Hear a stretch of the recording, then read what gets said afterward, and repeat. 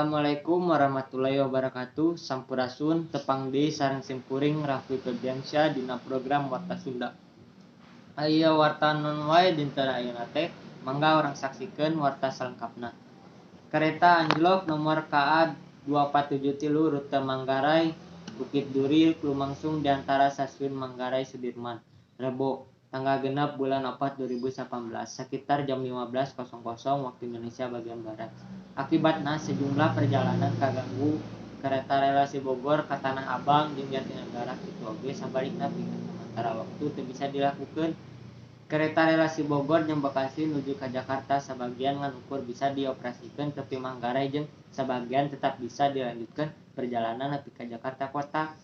Pikeun ngagunakeun jasa anu nungguan bisa dilakukeun tiket di loket stasiun jeung dipenta nggunakeun model transportasi lain cek Humas PT KCJ Eva Hairunisa ngalewatan keterangan anu dimuat tim redaksi Koran Bogor.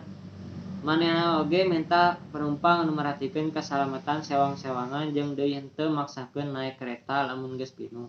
Lamun geus pinuh mangga daguan kereta anu salanjutna, cek Eva. Pamirsa anu sakitu oge dipihatur dina program Warta Sunda dinten ayeuna simkuring Raffi Febriansyah pamit undur diri. Wassalamualaikum warahmatullahi wabarakatuh.